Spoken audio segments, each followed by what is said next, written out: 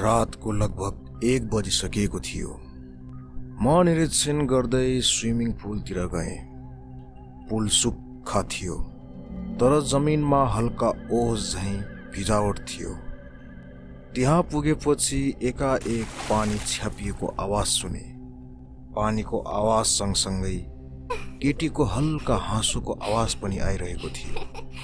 त्यो आवाज सुन्दा मेरो शरीर सिरिङ्ग भयो। पहिले त लाग्यो सायद स्टाफकै कोही होला, तर त्यो हाँसो पुल वरिपरि गुन्जिन थाल्यो। त्यही बेला मेरो नजर पुलको किनारमा पर्यो। सेतो कपडा लगाएकी सानी केटी उभिएकी थिइन्। मैले त्यो सानी केटीलाई एकछिन हेरिरहे, तर अचानक उनी धुवाँ जस्तै बनेर गायब भइन्। त्यो दृश्य देखेर मेरो हात काँपिरहेको थियो, तर म स्थिर रहे।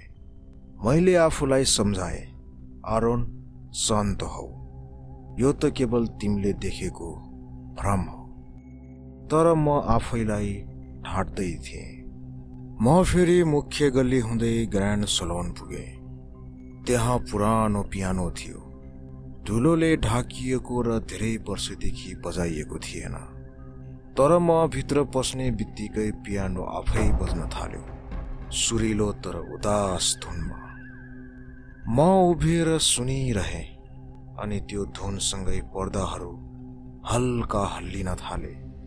त्यही बेला मैले देखेँ सेतो गाउन लगाएकी महिला नाचिरहेकी थिए। उनको अनुहारमा शान्ति थिएन, उदासी र शून्यता देखिन्थ्यो। मैले सोधेँ, तपाईँ को हुनुहुन्छ? तर उनले केही जवाफ नै दिएन। एकैछिनमा उनी त्यहाँबाट गायब भइन् र म केवल पियानो बजिरहेको धुनको साथमा बाँकी रहेँ। म त्यहाँबाट भागेर अरू स्टाफ भएको ठाउँमा आएँ।